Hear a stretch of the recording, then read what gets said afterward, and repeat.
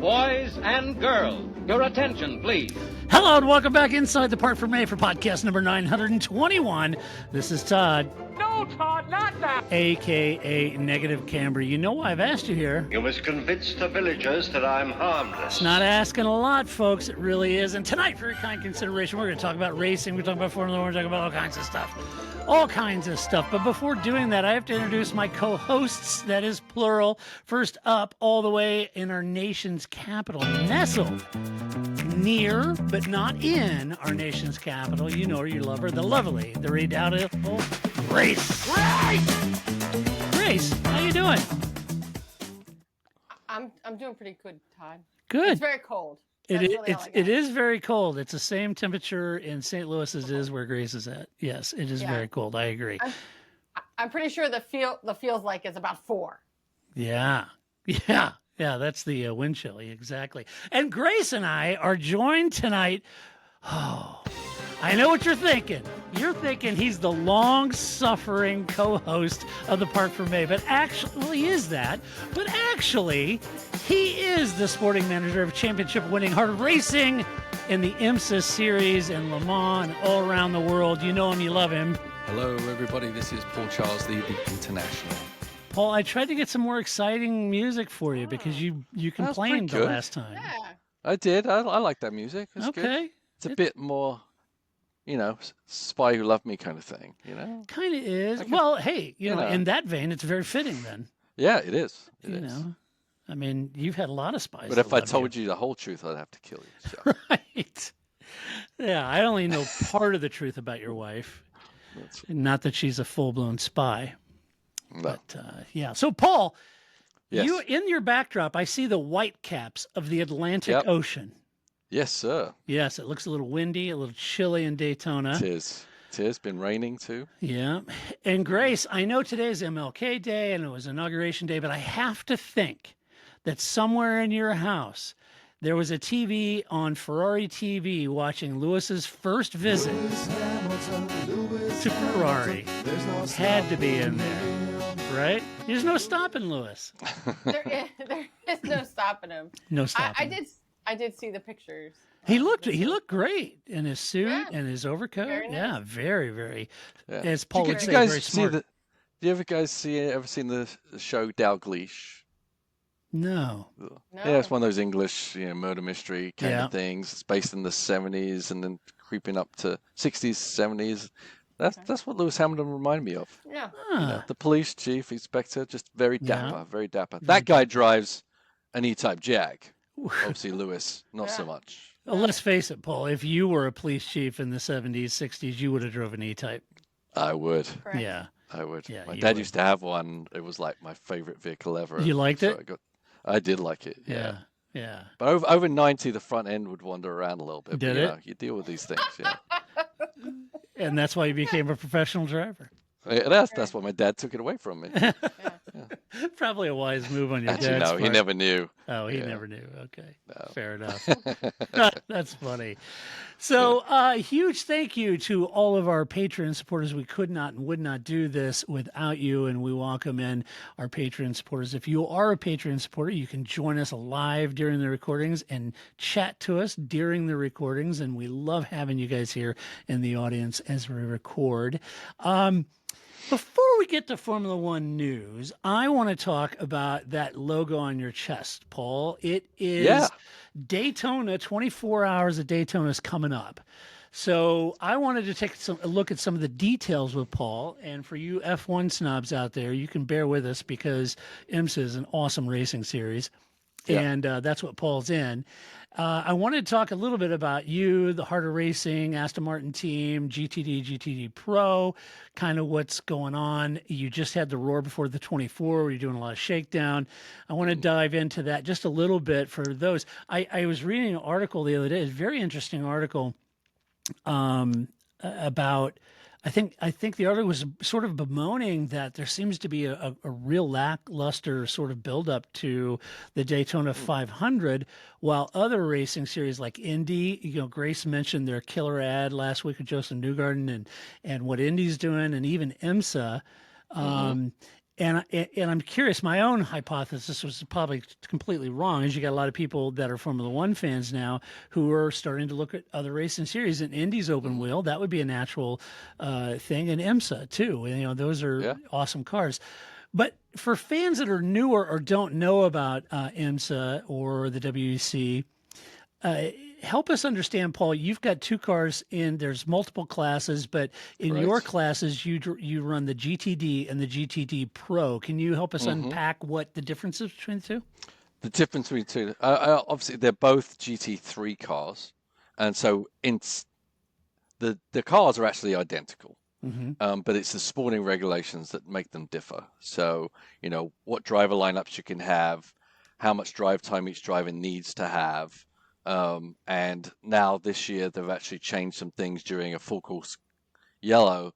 They never used to play around with the class distinctions in GT, but this time, for the first time in Daytona, they're going to allow the GT Pro cars to always roll to the front under a full course yellow. You know, they do the class split and all that kind of stuff. So that's going to change things up a little bit, changes the dynamic as a pro car more than it does for a GTD car, because the pro car, you can have whatever driver you want in there. We could have Max Verstappen in there paired with Lewis Hamilton and Lando Norris and Piastri. They could all be in the car and race under the pro ranks. There's no regulations there, but historically, sports car racing has always been a mixture of semi-pros, amateurs, you know, who help funding the projects, those kind of things, who are teamed up with pros. And back in the day when my dad was running cars, it was just kind of whatever the team came up with. But now they've kind of really honed in on the rules and kind of made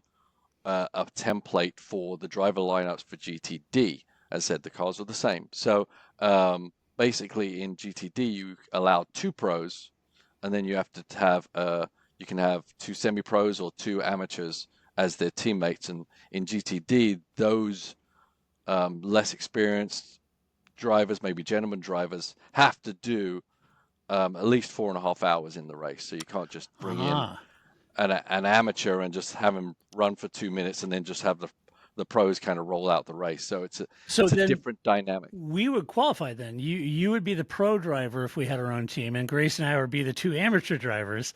Yeah. But Grace and I'd have to drive for at least 8 hours total, leaving the rest of the 24 hours for you, Paul.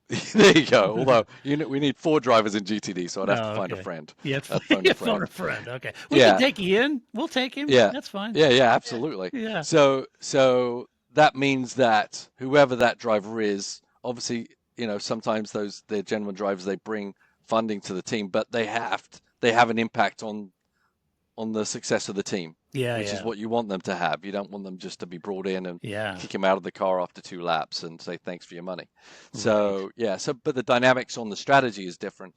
When do you put in your less experienced gentleman drivers, and when do you bring in the pros? And you know, so you really have to think about that. With the pros, you basically just kind of roll through your lineup, and whoever you want to finish, you kind of work your way back from there. So it's a good point, because if you were a team and you had amateurs, your first thought is race my amateurs when everybody else is racing amateurs. That way, hopefully they're close. On the flip side, if I put a pro in while they're amateurs, I could claw a lot of space, you know? Right, exactly. And and then you got to look at weather situations, that kind of thing. Do you want to put your amateur out there when it's just about to rain? Right. You know, those kind of things. So it's a lot more. Yeah, there's a lot more strategy to the driver lineups in GTD. And now that if you were in a pro car, somehow you got rolled to the back of the GT field, which is massive. Yeah. You know, you had to have to fight your way through all the GTD cars just to fight the next car in line. But now with the yellow flag rule, where they're going to basically put all the GT Pro cars together after any kind of full course yellow, you know, it's not as desperate a measure to try and fight through every GTD car. Yeah. Because as you said, they're the same car. They're the same car, yeah. Yeah. Speaking of, go ahead, Grace. No, I was going to say, unless it's Formula One and we're at Abu Dhabi, and then what could go wrong, right? Yeah, nothing. As long as Michael Massey isn't in charge, it'll all go fine. This is fine. Just release half the cars and just restart the race now. It'll be fine. Right. No one even noticed. No one knows. Speaking of the car, Paul, what's new about or different, or is there anything different about the 2025 GT3 cars that you're running? Yeah, there is a lot different, not intrinsically in the performance of the car, but a lot of things. In WEC, they have something called torque sensors, or had something called torque sensors that, obviously we talk about equaling the field. You try to equal a Lamborghini against an Aston Martin versus a Porsche versus a BMW. There's different equations that you use to try and make all cars at least have a decent chance at being competitive. Yeah. In the past, some teams have played a game a little bit and hidden their performance so that they get the best end of that spectrum, maybe have a bit more performance. As we saw last year, BMW got caught at it and they got penalized for hiding their actual real performance. So the torque sensors are actually another step to opening the book of what all the cars actually have. Is that measured to the driveline? Then the torque sensor. Yes. So there's there's these measurements on the drive shaft actually, Okay. and it measures how much actual power the car's going, not actually putting out. They ran them in WEC last year. Now they're bringing them into this year, and that's easy. You just bolt a part on, but it's the measuring devices and then how all the electronics that go behind to maximize the torque sensors. This year also, they're not measuring fuel, they're measuring energy, which is a whole new ball of wax to understand. And with these torque sensors, one of the things that happens if your car goes above the torque, the power that it's supposed to have, then there's an instant reaction where the power is drawn away. So it's like a limiter. Almost. So if you have a spike of power, then all the electronics that IMSA have and everything have the ability to retract your maximum power for a certain amount of time and to equalize it. It's opposite of the push to pass. Yes, it's the opposite of push to fast. But, in Formula One, we kept talking about, okay, well, what about out of bounds? If you go, out of bounds, how do you penalize a car that goes out of bounds? They came up with the mini gravel strips and everything. Yep. This could be an item they could possibly use in Formula One where, hey, if you go out of bounds, they can retract your power instantly. And that's basically, so in setting the cars up this week, we've been trying to maximize that, minimize our ability to spike the power. Yeah. So stay under a certain level, because as soon as you go over, you get a serious drop. So you want to stay right there, but not above it. So there's a lot of stuff going on behind the scenes, lots of engineer tapping of keyboards to try and figure out how to program the whole car so it can maximize that. That's why they put in some new curbs in Daytona in the bus stop that are pretty aggressive. The bus stop used to be a ride the curbs pretty good, but you hit those curbs, they're pretty aggressive. It's not necessarily the best on the car anyway, but also with the introduction of the torque sensors, it can really do a serious detraction of power if you hit them too hard. Usually curbs are the thing that spike the power, so you've got to kind of measure that. Yeah. Peter had asked in the chat, what happens if you get a flat and the wheel spins? There's ways of measuring that and accounting for that. They also are well aware of our tire pressures. They monitor them instantly, so they're well aware if something untoward happens like that, and they can account for that. So. Yeah. They're reasonable to deal with. Yeah. Honestly, IMSA. Generally on the sporting side and everything. So, they're not just stuck in the mud and this is the rule and those kind of things. They understand the realities of what goes out on the racetrack. You mean they don't manage what underwear your drivers wear? No, they haven't even. No, they did do a safety check on the piercings of sporting managers, but I don't want to get into that right now. Yeah. We already went down that road with Lewis. We don't need to know. Paul, keep it to yourself. You don't need to know. It's private It matter. is. I was just going to say, Grace, gosh, that seems almost like cutting edge and professional. I'm just saying, right? Like, I don't know, just get in the car and go, and we'll take care of the other car. Yeah. So, Paul, who's driving the cars in Daytona? And really, do you know for the balance of the 2025 Yeah, season? in the pro car, definitely some old seasoned veterans of hardened racing, although they're young guys still make a mess. They don't pick up after themselves. So Ross Gunn, Roman DeAngelis, Marco Sorensen, and Alex Riberas are in the pro car. That's a pretty stout lineup. I'm a fan of all those guys. Yeah, they got really good experience in the car. They got a good experience with the team. They all get along great. That's solid. It would be more fun if it was like 3 out of 4 of them. I'm all for. Yeah. I'm going to tell you which one I'm not. Yeah, which one I don't like. Yeah, there's one of them. Yeah, a little dodgy. That's very strong. That'll become clear when we announce the all-season lineup. Yeah, and in the GTD car, because everyone's kind of moving to the pro car. So now we've got Zach Robichon is really the only guy that drove for us last year. In the GTD car, we've got Tom Gamble, who did drive for us for a bit before he made a little journey to McLaren, and now he's come back. So there you go. And we've got a couple of new. Mattia Drudi is an Italian guy. Never had an Italian guy. Yeah, he helped. Did they win Spa last year? But he's been driving Astons for a wee bit. And then Casper Stevenson is a Silver.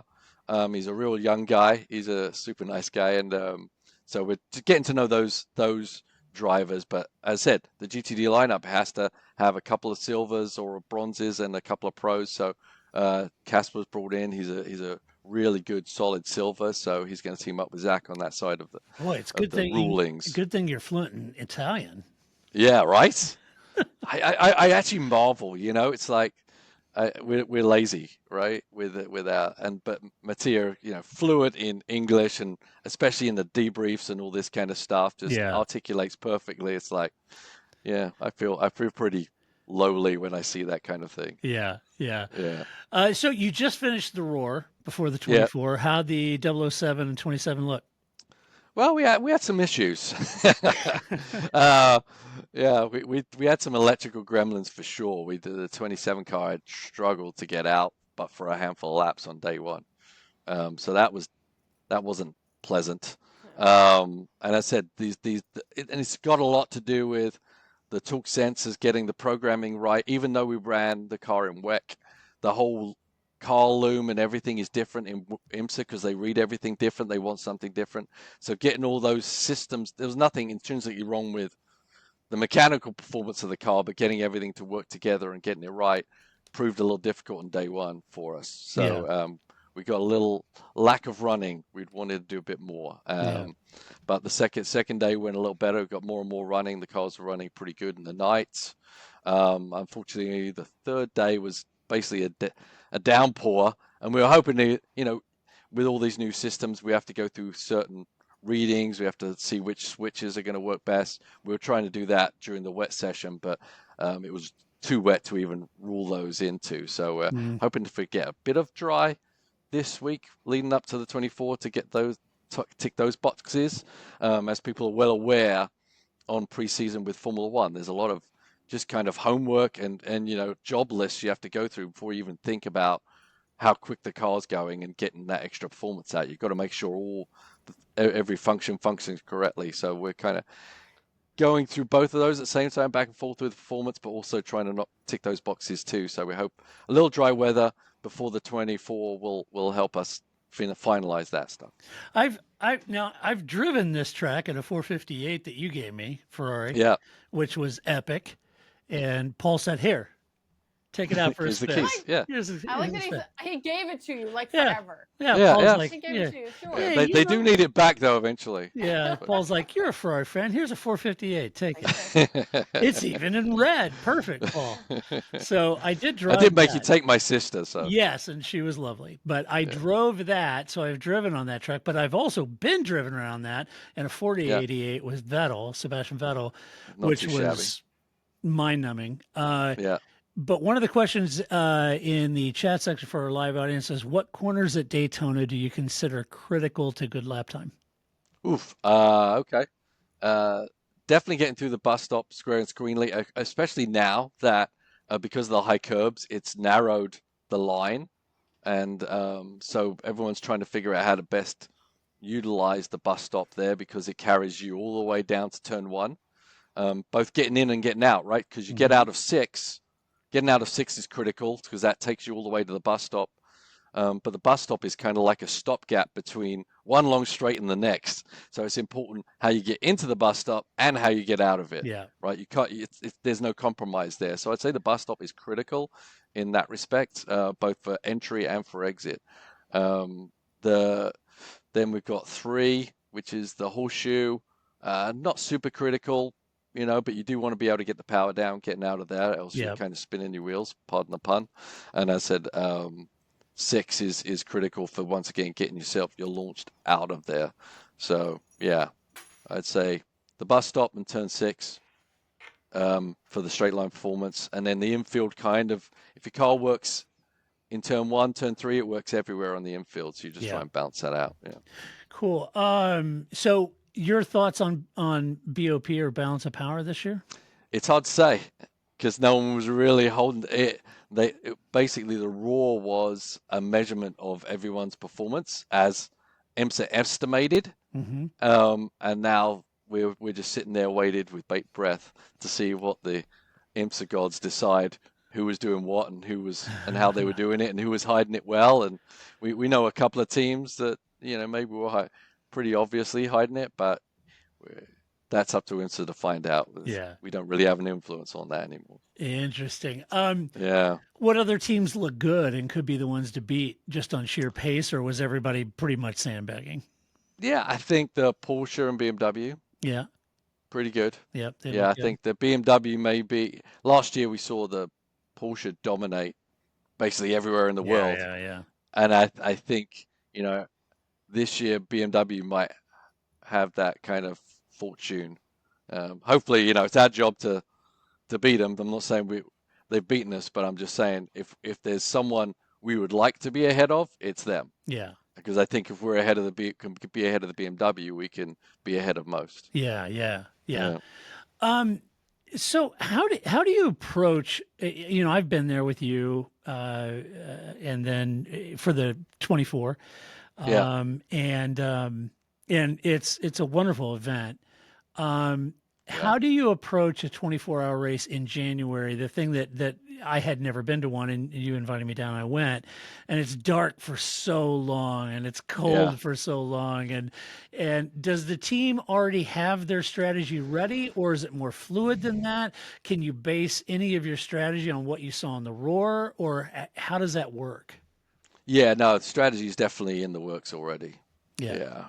It's not reactionary. You always have to come up with a plan, and you come up with 2 or 3 plans, depending on how things roll. But you definitely have a pretty firm plan before it starts. You're always open to reacting to things because you never know when the yellows are going to go out and everything like that. But just like Formula One, the strategy, computers and ideas and all these programs kind of give you a fairly decent idea what to expect during the race, and when to expect it. So we're all working on that together to try and figure that out. But yeah, we've got a basic idea of how we want to finish the race, what we want to do up until a certain point. There's certain hour marks where you're like, okay, we just need to be here by this point here. Then this is when we, pull the trigger on, taking a bit more risk for pace. So it's already in the works. Yeah. But we're always ready to make a change depending on what's going on. Right now it's a brand new season. It's a little different than halfway through the season when you know who you're racing in the championship. Yeah. So that did definitely change things. As last year, we knew we were chasing the 77 car, and so everything was based around the 77 car, not based about where we finish. It was just about beating that person. Yeah. But right now, everyone's our enemy. Yeah, and right. Everyone's in the lead of the championship, so we're just trying to beat everybody. But obviously, if you come out of Daytona with a deficit, if you have a bad Daytona, it's awfully hard to claw your way back. Yeah. So we definitely want to come away with solid things. We always going for a win, but you definitely don't risk everything for the win at Daytona. Right. So have you ever gotten on the radio and gone, Plan H, question?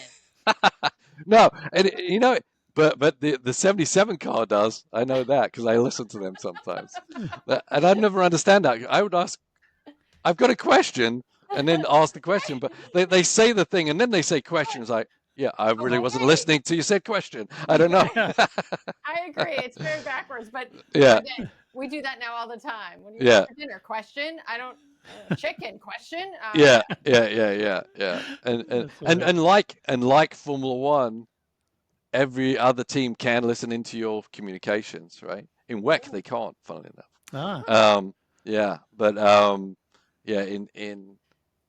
In IMSA everyone has to declare their frequency. So any team that wants to come in and listen to what you're discussing, so you have to be a bit cryptic out there for the most part for what you're talking about, and wait till you get back in the pit lane before you discuss more finer details. But in the race you don't have that option, right? So you got to kind of lay it out there a little bit.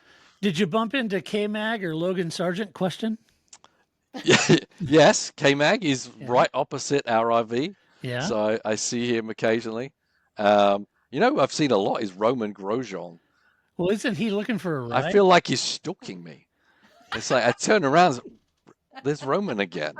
He may be stalking you. Yeah, and him and Daniel Kvyat. I nearly stopped Kvyat because I was trying to. If you remember when we were at that first Formula One race, we bumped into Daniel Kvyat and Ricardo at breakfast. Yes, we did. Yeah, and I got that picture with them. I was nearly going to do that, but then I feel a little goofy seeing if we were actually racing against them. But so those guys are on the same team, so they're hanging out a lot. Some other Formula Ones. I saw Ruth again. She's out there. Yeah. I think she's married to someone that works for Honda or something. Oh, okay. Yeah, so I think that's why she's she coming got to married these recently, events. didn't she? Yeah, so I think she's married to an engineer or something on the Acura team or something like that. So she's walking around in Acura gear.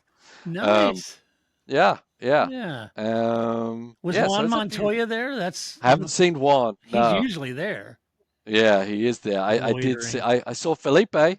Ah. Yeah, Felipe says hi. Nice.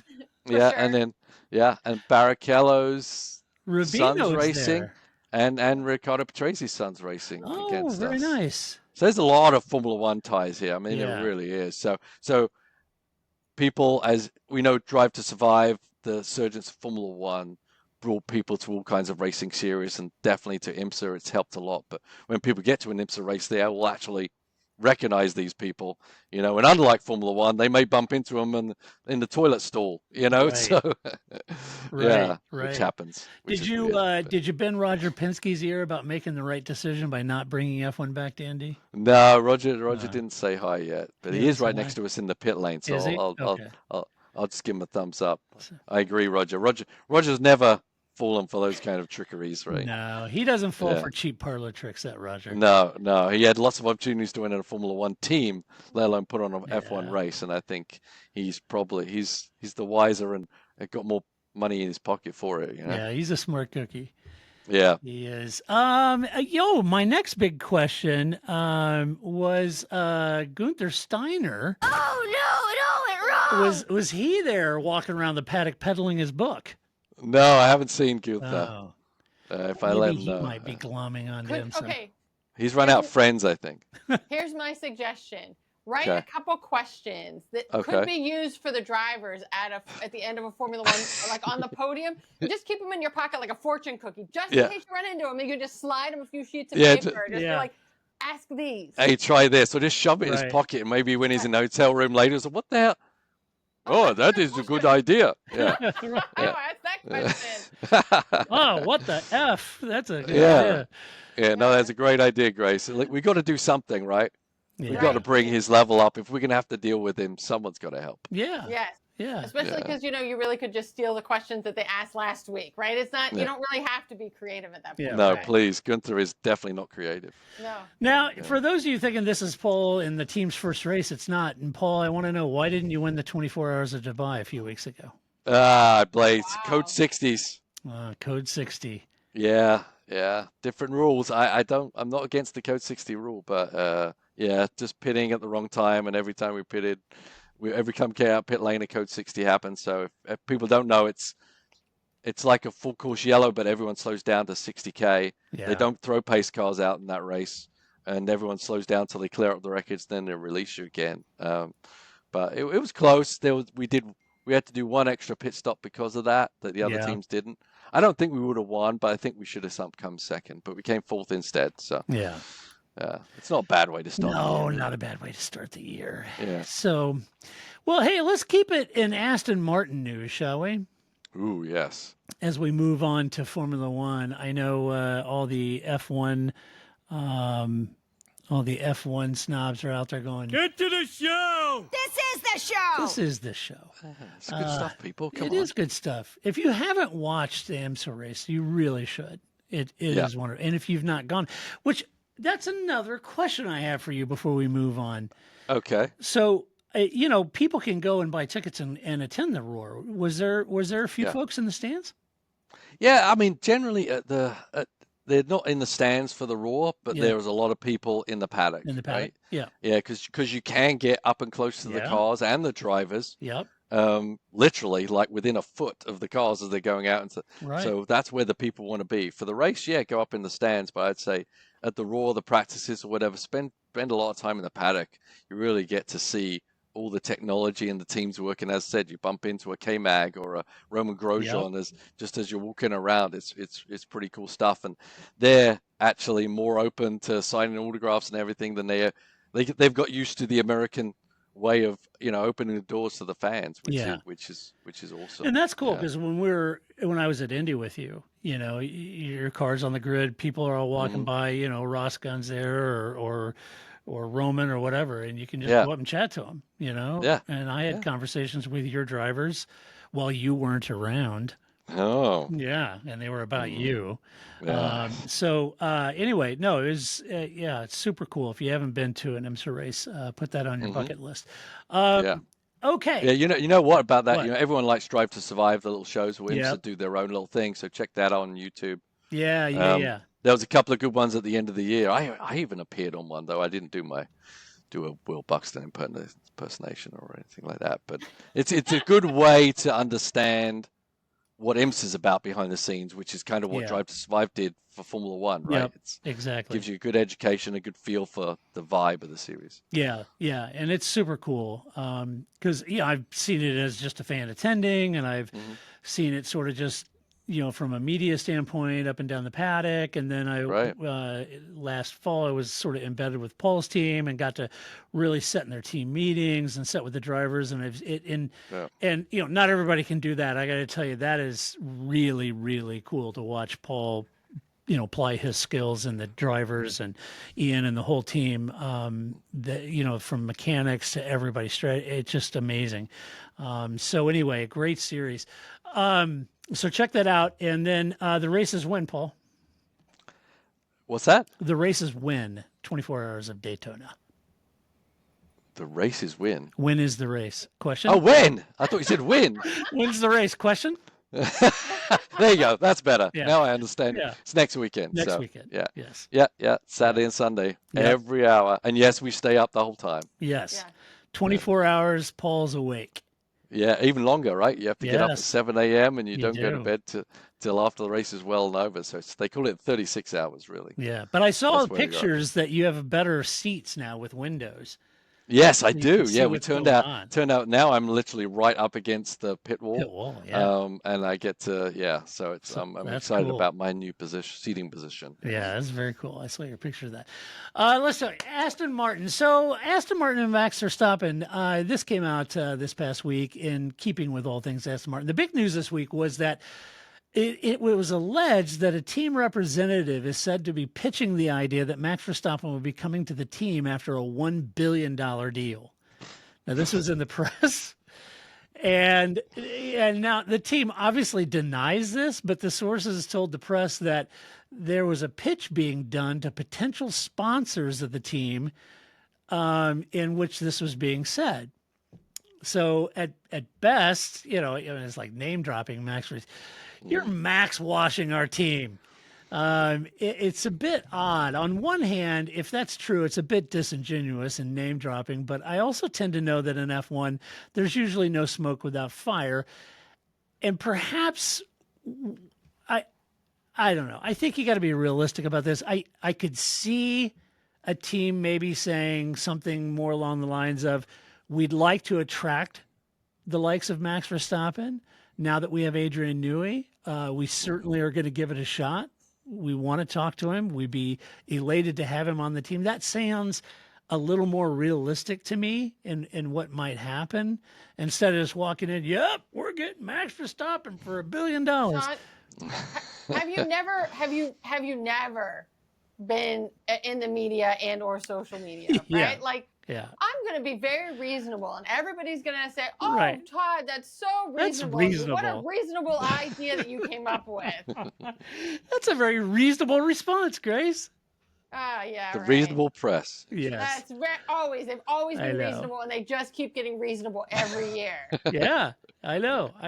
And I have to think that that's kind of more along the spirit of it. I can't imagine the marketing person pitching 3M and saying, hey, now's the time to get in on the ground floor in plastics and get out of that shabby office at Bailey Buildings and Loans and join Aston Martin because we're getting Max Verstappen for $1 billion deal. I wouldn't put against them. Yeah. I always think of like when Toyota signed the wrong Schumacher, right? Like sometimes all you have to do is kind of like plant the seed. We got him, folks. We got him. What? Let me sign. I'm going to go out and buy Toyota gear. Woo! just planting that seed sometimes is enough, and then just don't correct it, right? Yeah. Let it grow. It's like the whole London Bridge thing. Yeah. Exactly. Oh, Yeah. I thought no, that's Tower Bridge. You bought London Bridge. It's pretty nondescript, but enjoy it, Arizona. Oh my! So I don't know. The press should be asking the team. They should be asking Lawrence, "Did you order the code red?" Because I think that's about where he's at with the team. He's putting the hammer down. Yeah. I do want to imagine this being some sort of like Gordon Ramsay Hell Kitchen, right? Like, and he has all the drivers lined up, and he's just like, "Get back in line." Just kidding. I want your jacket too. You're out of here. We're getting Max. Right? You donut. Yeah. That would be much more fun of a way to pick your driver lineup, right? Yeah. So, Paul, you've been in Daytona for a week now. Have you had a good curry already? I have not. I think they're going out tonight. I know where it is. I know where to find it. Yeah. They may be going tonight. I may be able to, if we can wrap this up, I might be able to get there tonight. All right, shut up. No, I'm just kidding. I'm just kidding. No, Next story. I'm getting one in though. I'm getting one in. It's curry and sushi in Daytona. Why the hell wouldn't you? Grace, have you had curry this week? No, not yet. Okay. We had Filipino tonight. That's nice. Not curry. Nice. Well, it's good though. Adobo chicken. Nice. Yeah. Nice. There was a last time I was in Daytona last December, not this 2024, 2023 December. And there were some really good Cuban restaurants down there that had fantastic Cuban steak. It was fabulous. I think I ate there twice when I was there. Yeah, it is. Yeah, it was great. Okay, this is a fun story. Alpine have no excuses for 2026, says Alpine. It's an interesting article over at Autosport that reports Alpine's executive plan. Yes. They report that Alpine's executive technical director, David Sanchez, says the team has little excuse now for the 2026 season, seeing as they've ditched their wonky Renault engine for their Renault car in favor of Mercedes engine, right? Now, fair enough. It seemed to work out for McLaren, but there's also another side of that Mercedes-powered coin, which is Williams, who it hasn't worked out so much for, right? Plus your Alpine. Plus your Alpine. Right. Like, it's only one factor that you share with McLaren. Yeah. It doesn't mean it's going to work out for you. You mean the engine goes in the other way? Oh, jeez. Now, what why the did hell? we know that? We fired all our engine guys. We didn't know. We thought we just kind of put it in there. Right. Oh, my goodness. Oh, that's what it is. That's fine. Yeah. Now, you could argue that Williams might be the outlier here and more, the more akin to what Alpine can expect. But, you may say, well, that's kind of where I see Alpine back there with Williams. Now, I will point this out in defense of Alpine. As the article points this out, it says Alpine was pointless in the first 5 Grand Prix of last year, scored 14 points over the next 15 rounds, but Then they scored 51 points in the last 4 with that double podium in Brazil. And my hunch is, just my personal opinion, Grace and Paul may have a different, but my hunch is that Alpine is starting to get the car right in the second half of 2024. And if that continues, perhaps they won't be like Williams at the back with the Mercedes engine. Perhaps after 9 years of bragging about podiums and wins for the mission, they may actually be moving towards the sharp end of the grid. At least that's my hunch. I wish that for them. But no doubt they're looking for that McLaren, story, that rags to riches story with a Mercedes engine in the back. Grace, what's your intuition? Tell us.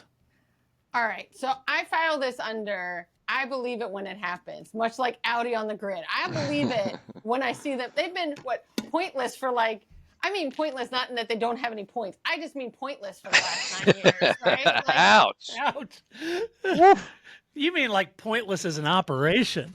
Yeah, right. I mean, they're Renault being Renault. So Yeah. I just think You're bringing nothing to the table, like the Andretti guy. Yeah, right. Exactly. We get rid of him, we're great. Right. But I mean, I'm all for. You know what? I feel like maybe it's the Washington football team's just rubbing off on me, right? I'll believe you, Todd. I'm going to go with it. We haven't started the season yet. This is it. This is the year Renault finally proves me wrong. Let's have it. Yeah. I'm here for that. Paul, what's your hunch? Well, my hunch is it's one thing now they got a known entity with the Mercedes engine that helps. Yep. Right. Did they, yes, they made progress in the chassis quite exceptionally, right? And how much is that engine holding them back? But the other thing is the dynamic of not having to develop your engine, having a whole team of people working on this new engine, on your own engine, being a single entity on the grid, basically. They had no other engine share, right? So it's actually going to allow them to spend money on other things to allow the chassis to be better. If they're just plug and playing the Mercedes engine, the rear suspension, whatever they're going to buy off the shelf from Mercedes, it really is going to allow them to maybe explore more things on their chassis and other parts of the team to make the car better. Paul, I don't know. I mean, they're really smart people over there at Alpine. But I'm sure there is a little bit of an adoption curve when you take out a Renault engine, which you've known for many seasons, and throw in a new Mercedes, rear end and that kind of thing. It'd be like going to your car and say, we're going to take out the Merc lump and put a Honda in, right? And there's got to be some adoption curve to that, wouldn't you think? Absolutely, and learning the dynamics of the engine, the weight balance, and all those, how the systems work, cooling packages. It's a lot to learn. But Mercedes are used to this. They sell their engines to 2 other teams at least, right? Yeah. So that they know how to give the package with the information booklet, your Haynes manual on running the car. Yeah. And the other thing, comparing them to Williams it's different because I think Williams struggled because of budget and their infrastructure. I don't think it's got anything to do with the Mercedes engine. So those things shouldn't be something that holds the Alpine back from developing. Because they do have a larger budget and they have the infrastructure with more up-to-date technology in their shop or wherever the hell they do that stuff. Yeah. So as long as Alpine doesn't Alpine, they'll be good. They have a potential. They should. Okay. Yeah, they should. Okay. All right. But no guarantees, that's for sure. But would that be motivation, Grace, for Pierre to stay then? Yeah, because what other? I mean, where else would he go? What other offers are on the table, right? Like it's not just a one side. But yes, that's a better.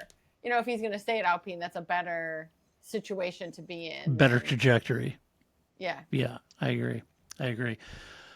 Speaking of Williams, there was another interesting article over at Autosports, and I am going to brag about my friend Paul. Do you guys know my friend Paul Charsley? Yeah, I'll introduce you. He's a good guy. Hell of a cook, too. He runs the car acrobatic team, right? Yes. Yes, he does. Let's hope not. Yes. We did at Le Mans last year, though. That was unfortunate. Yeah. Yes. Too soon, Race. Yeah, that was too soon. Yeah. I'm so sorry. That was brutal. Anyway, interesting story. I'm going to brag on Paul, but it was over at Autosport. And the article said that James Vowles said this about the team last year and what they faced. Quote, we have we have to change a lot within our organization in terms of infrastructure and technology to get us to the right place. And there's a sign called change saturation. You can change things at a certain rate. You go too far and you break it. In hindsight, moving things a little bit further than we can really deal with in one go. But we won't undo that learning. That learning will stay with us now for the rest of the time. So it's a positive, just damaged by a negative. And what I'm saying by that is, yep, that's absolutely spot on. But we didn't get it all right, which is why we're not fighting for those positions. That's a reflection of where we are as a team and where I want us to be as a team. Now, my thinking on this is the practical side of this is like any sponge, it can only absorb so much water. And I think what James describes is a very real thing, whether it be in a Formula One team or average day-to-day business. It doesn't matter. You can only soak up so much change at one moment. But I'm curious about Paul's opinion here, because he was the very first person I heard on that. Remember that big honeymoon season where James came in and Williams seemed to turn things radically around. But Paul, even while they were, experiencing that surge of success, Paul was the one guy I heard mention this way back then, that it's the very first year for James, his tenure. And Paul said the first year was going to be fine because he could knock out all the low-hanging fruit that was obvious at the team. And Paul said at the time that it's going to be the second year and going forward that is really all the heavy lifting. And I got to say, watching last season, Paul was spot on. So, Paul, with that in mind, with you being the Delphic Oracle about this, What would you see as a sporting manager of a team? What would you see for James and team going forward, knowing that he tried too much too fast in 2024? Yeah, I mean, it's like the aerodynamics of a Formula One car. One little change affects everything else, but if you try to change everything, you get a little lost. Within a team, there's it's some of the stuff's boring. It's procedures. It's how you go about your business. What ticking off the boxes in the right order. You start losing that. Like, when was it Ferrari when they fired everybody, and then it's like, okay, well, who's gonna get this whole package back together again? Sometimes it's pretty difficult. So I can see why he was eager to try and do all this stuff, and I think he's got a great brain for it, and I think in the end going to be very successful. But you can only, and I've come across this before, was you can only change things so much else, and everyone, like you said, they can only accept so much information and understand the bigger picture so much, and you have to hold yourself back and allow everyone to kind of move to the change slowly, else it does become chaos and everyone gets their back up and they're covering their own arse, and I didn't make that mistake, and it just becomes a turmoil within the team. And that's probably what happened, and that's why mistakes were made where parts weren't ready, chassis, they're trying to bolt front wings together just to be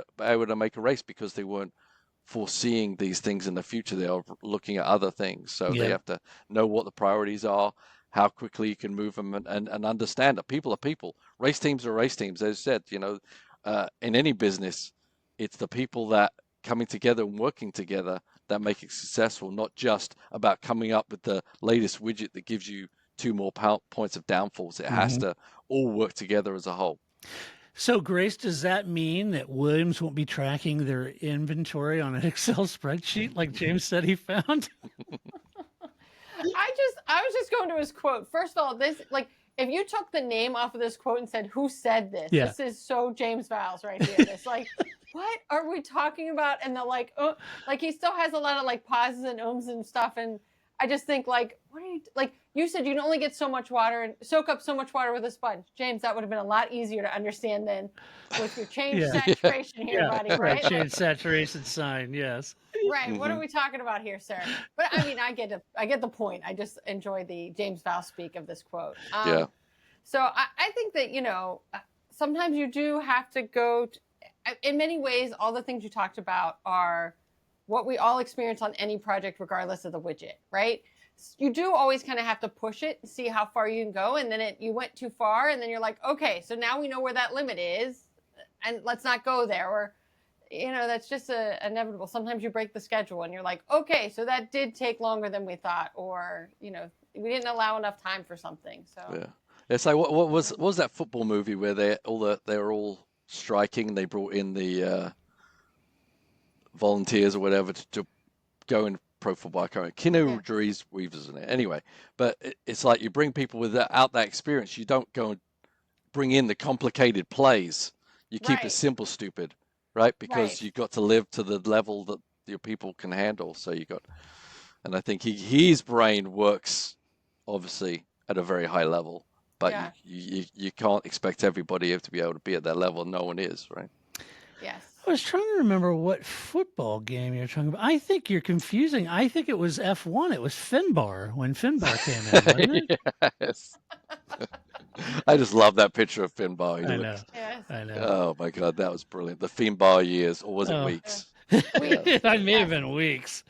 The Finbarr years. Was that a song by Mike and the Mechanics? Or I was trying to find if I could find a picture. I'm almost positive I have. I typically try to have it ready at the available, Finbarr. so I can pull out the Finbarr meme, but I may not have it. You don't just have that as a search, like a person you have already searched on your phone. You just like 5 billion Finbarr. times. Yeah, I know. I should title it Finbarr so that way I can search. I mean, I do. You should. Okay, let's all do this. It's great radio. It is. Let's go ahead and take time to do that now live. I should have that. I do have Zamfir, the master of the pan flute. Ooh, okay. What about Super Zoran? No, Zoran GP. No. Don't have that. I need to get that too. No, that's a shame. That is a damn shame. So, and listen to the Williams when James got there. It almost had you thinking that the Williams factory was the 1938 machine shop in Leeds, where they're, well, we're pressing fittings down here. Hey, there's Finbarr with Christian Horner right there. Oh, Finbarr, there he is. Yes. Oh, Finbarr. Where are they now? Huh? Where is Finbarr now? He should be leading a team. He should be. There you go. There's another Finbarr. That's my favorite. That's the one I have. Yeah, that is the best one. That's my favorite. Yeah. So I wonder what he was saying on the. I mean, they just give him a fake earphones and a mic plugged in. Yeah. just sit there. Like an old cell phone for a toddler. Right? Like, hi, mommy. Oh, hi. Or it's that little phone, that way back when it rolls with the eyes in front, then the eyes go up and down, with the little string. Oh, you pulled it by the string? Yes. Yeah. That was exciting. Yeah, that was with his exciting. Little popcorn popper lawnmower, right? That was an exciting toy until my brother started spinning around and smacking me with it. You probably deserved it. Yeah. No, I never deserved any of that. Let's see what else in the news. Oh, making a little more room at Audi. If there's a lot of change going on over there, and they're getting a little ruffled feathers with Grace saying, "I'll believe it when I see it." But back in 2017, when Longbow, the financial investment group, bought Sauber, or a good portion of, they installed Italian Alessandro Luni Bravi. Now, Paul could speak to Alessandro in Italian, but he's not on this show, so he doesn't need to. He's been there toiling away since then, but change is coming in a couple of weeks. You see, Alessandro is leaving the team. Is he going to Aston Martin like everybody else? I don't know. He says he has a new project. Is he going to go run the Valkyrie Aston Martin WEC program? I'm pretty sure not. Not that you know. Not that you're in the inside there. I didn't get a message or anything. Yeah, right. Yeah. Hey, Paul, put this guy to work. So anyway, he said he had a project, but he's leaving. Now we have,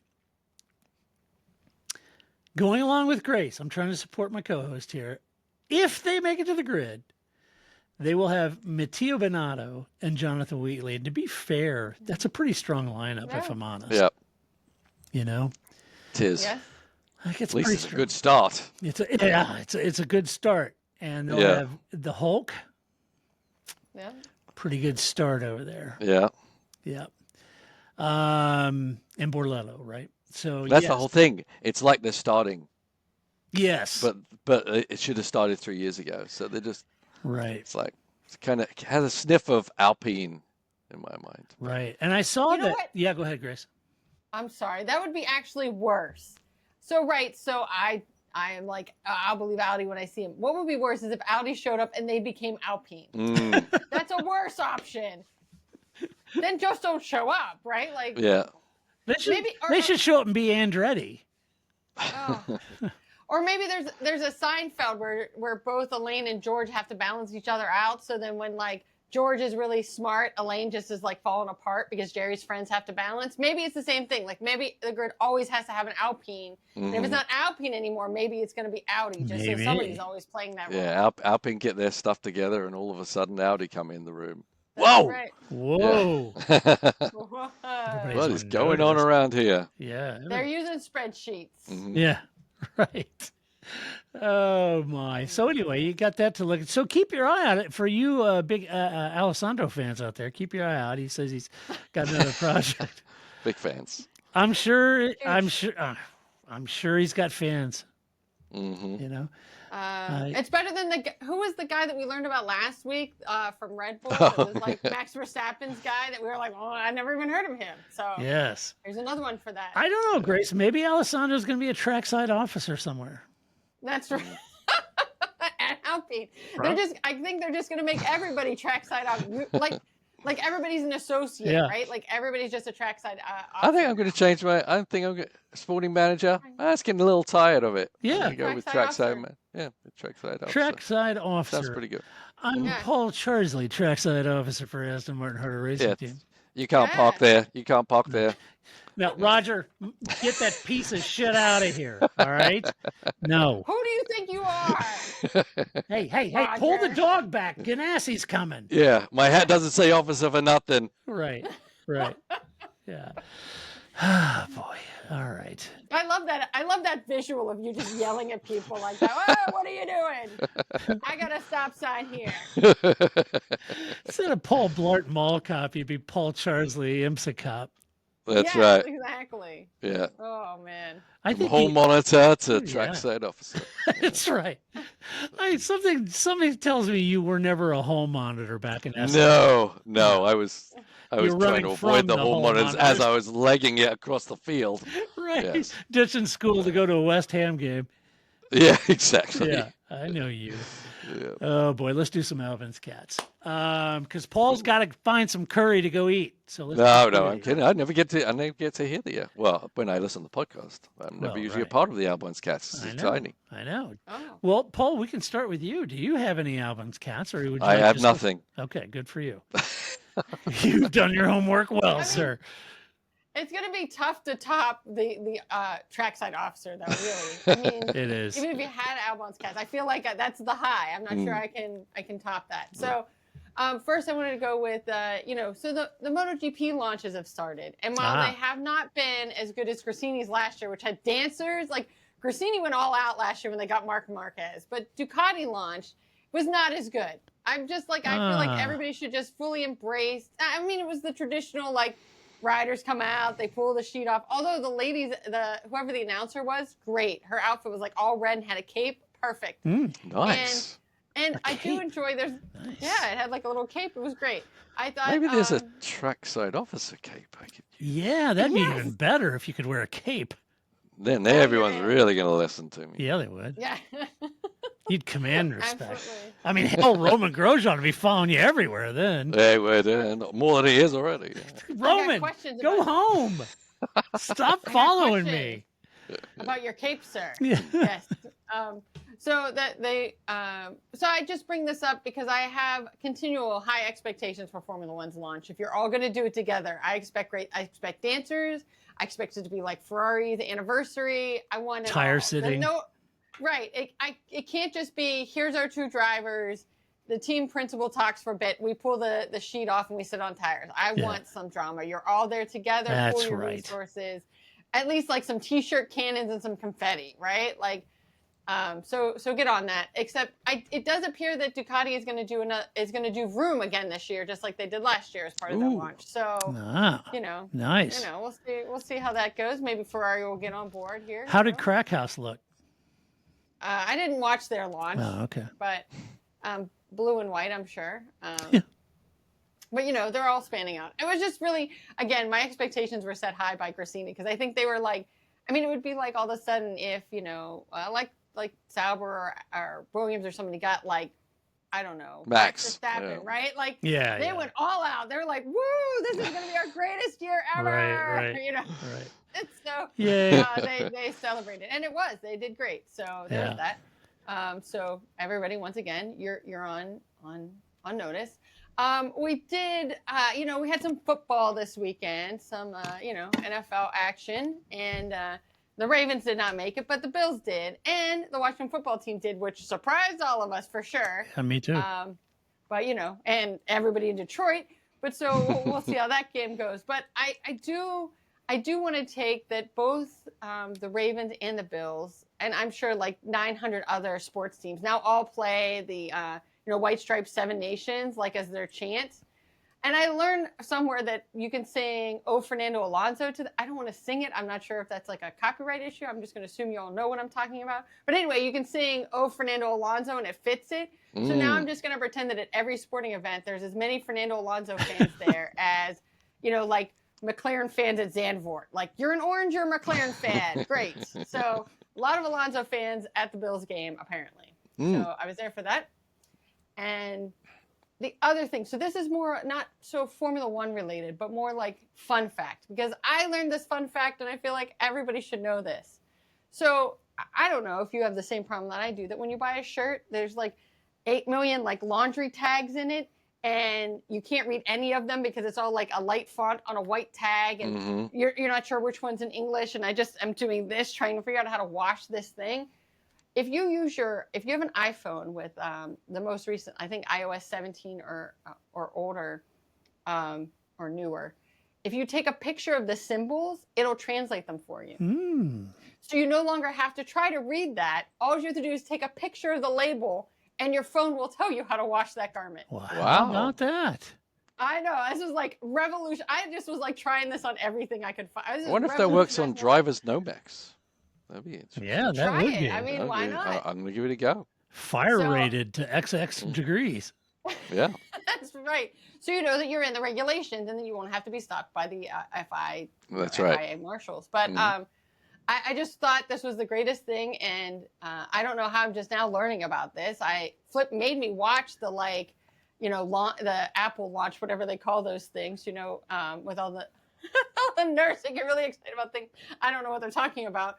Nobody mentioned this. This is the greatest thing. So Tim Cook, if you had put this in your launch, I would have sent you a Harry and David's basket right away. You should get the Nobel Prize, something, for creating this invention that is actually useful, unlike AI, which you've now forced on my phone, which is completely unuseful. Right. So, Paul, don't do it on your underwear because it's going to disappoint you. They're one use only. You're turning them inside out and trying to get 2 days out of it. That's not going to work. No. Oh, yeah. But yeah. I mean, it's thrifty, Paul, but it's not recommended. Okay. Yeah. It affects the fire retardation of the underwear if you do that. Yeah. Yeah. It's very important stuff. It is. Yeah. All right. We would just want you to be safe. Well, thank you. That's what we're all here for. Your safety. Question? Let's see some no-shit headlines. This one is great. Marco Helmo's back in the news. He rips into ex-Red Bull driver who Toto Wolff was a big fan of. Any guesses of who that driver was? No? No. Esteban? I don't know. Goodbye, good luck, Albon, and good Nick DeVries. Oh. Oof. Yeah. He ripped it. Yeah. Not going to come up with that. Yeah. Yikes. Yeah. I forgot even he existed. Yeah. Was he a driver? I think so. Oh, boy. Let's see. Here's another one. F1 team chief accidentally leaks 2025 car livery after Instagram slip-up. Or was it? Or was it? Jesus Christ. What? It was Flavio. Yes. Of all people. McLaren wasn't involved. Right. Oh, Flavor Flav. Was there a martini glass in the picture also? I'm just glad it wasn't a Mankini. Yeah, like no it was kidding. in the background. down, like he was trying to pick a food picture, right? Right. Against the car. I think that's what it was, Chris. I think he took a picture, but it was in the background somewhere, and people were like, Oh, "Oh, my. that's a new livery." Oops. Interesting. Nice. Yeah. Good job. Way to go. Let's see. This one, I just like the headline, the way it's worded. Lewis Hamilton jumps out of helicopter as F1 star snowboards with Olympic champion in incredible video. It makes it sound like an F1 star went snowboarding with an Olympic champion while Lewis Hamilton jumped out of a helicopter over here. It's like, nice headline. Or he jumped out with a snowboard, and Right. like, you know, like in some sort of like Red Bull extreme event. Like right? Lewis Hamilton jumps out of a helicopter with an Olympic champion under his arm or something. I don't know what's going on. But they caught him in the end. They made him give him back. Yeah. Yeah. Lewis Hamilton jumps out of an Olympic champion. Wow. Whoa. Wow. While a helicopter snowboards with an F1 star. I mean, see how their nouns are interchangeable in this thing? It's unbelievable. crazy. All of them great stories, too. None All true. of them I'd read. Yeah. It'd be great. Let's see. And finally, star. So wait. Yeah? What actually happened? I don't have a clue. I just like the headline. To be honest That'd be way too informative. To be honest with you, I couldn't care less what Lewis did on his vacation and helicopters and snowboarding. I agree, but if you're going to read us this headline of like 7 interchangeable nouns, I really wanted to Okay. know We want what the actually truth, happened. damn it. Okay, I don't have an answer to that, but I do have an answer to this, that apparently Valtteri must have rage quit over at Sauber because he had posted a video of him getting a speeding ticket. Ooh. Oh. Rage quitting Valtteri. Yes. Have you seen? He's got some wacky videos. You seen him in the barber shop? He's Yeah. cutting people's hair and See, stuff. you guys what he's just doing. discounted my comment, but I said his whole life is turning into a Wes Anderson movie, and you guys are like, but it is. It's I'm so right. weird. I love the fact he wants to be an individual, but it's just so weird. I think he's just riding that. I mean, Yeah. Yeah, what are else you going is to he- do? He's got nothing to lose. He's just a No. test driver now. Yeah. No one Like, that's cares the what he narrative. does. That's right. You know, just Such show a- up at the sim when you're told to. Such a dichotomy between Daniel Ricciardo making a career out of his affable nature and smile, and Valtteri trying to make a career out of being weird or odd. Yeah. It's He's a heck of a hockey player, though. Have you seen Yeah. this hockey? That guy can play. He owns a hockey Well, he's a team. hell of a bike rider too. Yeah. Yeah. I mean, I admire. I like his, his style with the puck, man. Yeah. He was doing something with the progression of hockey sticks or something like that, and he could hit a puck. Heck yes. But can he jump out of a helicopter with an Olympian while snowboarding? No. I don't No. Anyone could do that. It's just about if you land or not. Yeah. Only Lewis. I can do could that. jump out of anything with anything. It's just what happens next. Yeah. That's the yeah. important thing. That sounds fair. And finally, star of Netflix's Drive to Survive and major career change as he quits F1 with emotional posts saying racing is my life. Any guesses, Grace? Will Buxton. Oh, sorry. You're right, Paul. It's Will Buxton. That's- Netflix Drive to Survive star. But now the commentator is an F1 star, not a star commentator for F1. They're basically he's a star of F1. Yes, he is a star of F1. Very misleading, It is. which is really unusual for headlines. But I don't. Yeah, right. I As don't we doubt. learned. I don't doubt Will for a minute that racing is his life. Yeah, I'm sure that's true. I mean, I met him a couple of times when Yeah. in Sonoma. Actually, he's always been a big IndyCar fan, so I can see that happening. Yeah, I can too. I can too. We interviewed him on the podcast a few years ago. I mean, he was a super nice guy to me. He was, and I said he really loves IndyCar racing. So I think it's. I think he'll be great over there. Yeah, I just don't think star of Netflix Drive to Survive is really how I think of Will It's not. Buxton. I mean, all three of us have known Will Buxton long before Drive to Survive. I mean, he would have been. I would just said Netflix commentator. I mean, he's a professional broadcaster. You know, Right. that's how I would have. Or F1 TV announcer. You know what I mean? Like Yeah. I don't think think his attachment is just to Drive to Survive, but maybe that's how some people know him. Maybe. Yeah. Who knows? He's yeah. he isn't just some yokel that they found for Drive to Survive. Right? Yeah. No. But I'm not sure he's the best commentator for racing, because we used to do F2 and things like that, and I'm not sure. Maybe he'll be better in that position. I don't know. I bumped into Lee Diffie because obviously he was the one from last year and he got replaced. Yeah. Bumped into him at Daytona and Calvin, so I had to chat with them. But didn't bring up Will, of course. But yeah, I'm just not sure. We'll see. We'll see. Yeah, I just wasn't a big fan of Will when he was a commentator. I did like on F2.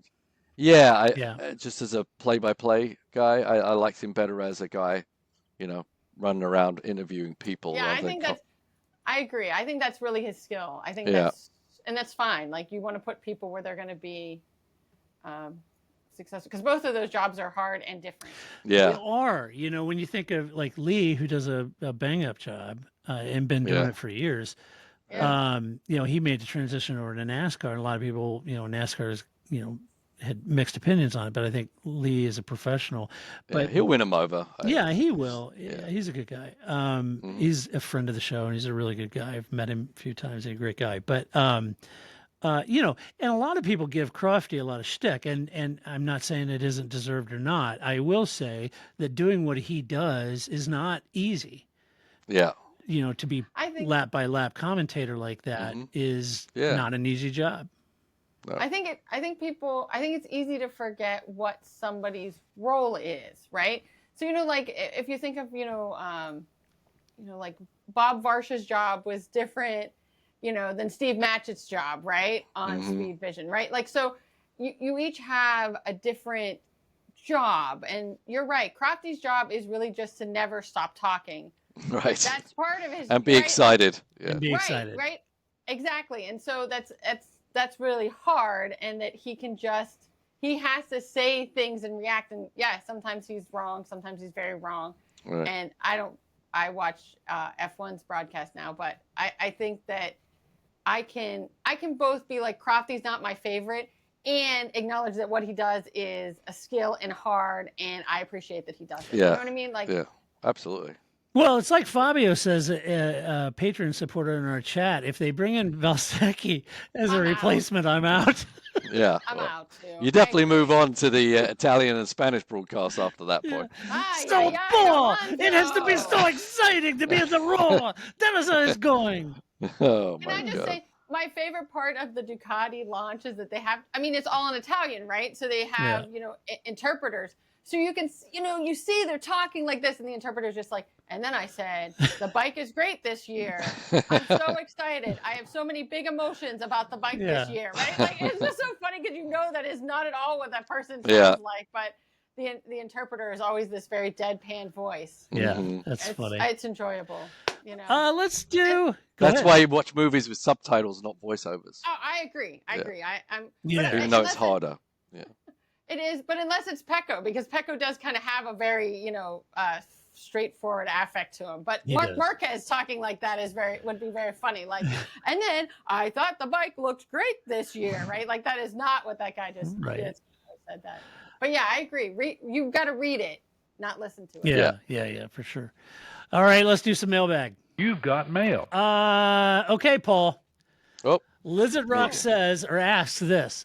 How can Sergio Perez say, quote, I didn't expect it, referring to having to leave Red Bull? I mean, how could he have not figured out that he was not even close to max performance and wasn't getting Red Bull enough points to defend their constructor title? Is he so out of touch with reality it's scary? I think he absolutely expected it. I'm sure he was hearing a lot of things. It's just how he wants people on the outside to perceive him. It's like a sympathy quote, so to speak, I would say. Yeah. I mean, there's no way he didn't know. It's not like Helmut going around there giving him a hug, and then there was a lot going on. It's there. a lot easier to say, well, I had a contract, I was doing well, and but Grace fired me, and I don't know why Grace kicked me out.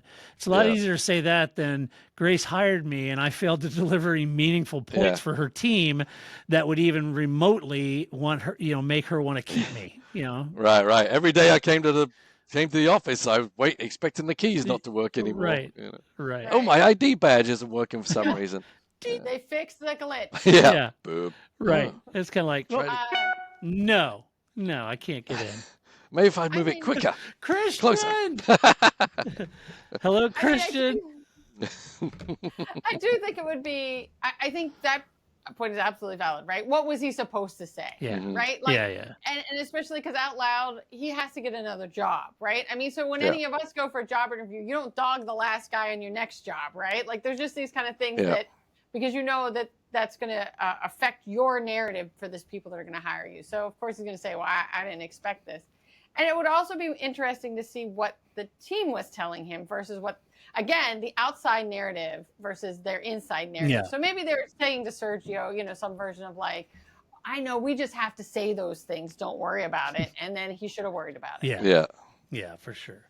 So, Checo, you had a terrific career with Red Bull. Tell us how you got fired.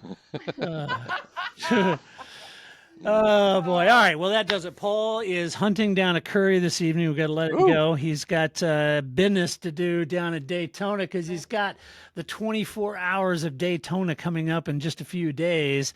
Ramping up. Big excitement. The launch. Big emotion. Oh, always a big emotion. And the launch of the big IMSA season happens now for Paul. That's the only Italian I know. Big emotion. Yes. Big emotion. So he's got to get prepped for that. So if you just let it be known, folks, there is racing to watch next weekend. Yeah. And you probably, you watch it, you probably see Paul. Yeah. Could happen. Could happen. Yeah, and you see people and names and it's fun if you kind of like just leave it on all night and you kind of doze off and you're like, oh, where is everybody now? Right? I think you'll see a lot of Paul because I think when the camera moves to show Roman Grosjean, you'll see Paul right ahead of him. So you'll see him following Paul around.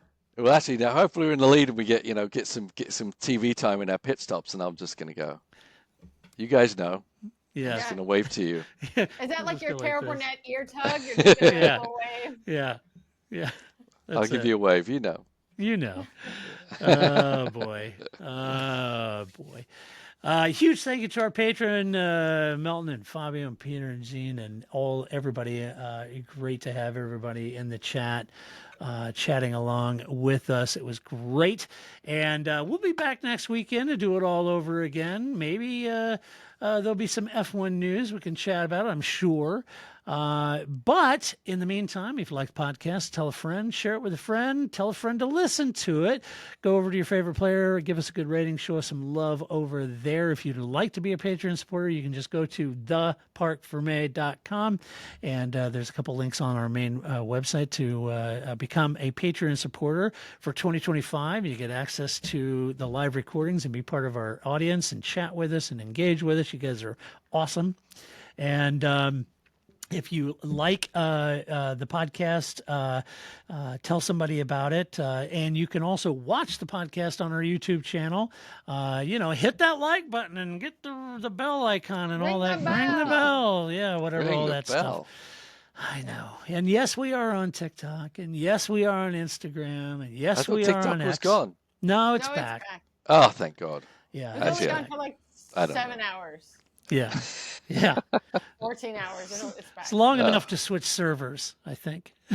Gotcha. Had to repropagate. So as long as you had it originally, because it's still not in the Google Store or Apple Store. Yes. So you can't download it and you can't get any updates. Then I'm out. I guess I missed the boat. Paul never did TikTok, man. Did not. He's on the gram. He's a big dancer, though. I would have thought he would have been on TikTok. Well, you would think. I'm just saying. I know. Yeah, I don't know. I know. Anyway. I don't know. All right, we'll be back. Paul, thanks for coming on and sharing how it's going on the Roar and Harder Racing. And wishing you all the best this weekend. And hopefully you'll start off with a win and start off a strong championship campaign this year. That would be fantastic. It would be fantastic for sure. And we'll be back next weekend to do it all over again. Until that time, this is Todd, a.k.a. Negative Camber, saying so long, Grace. See you next week. That's it, man. Game over, man. It's game over.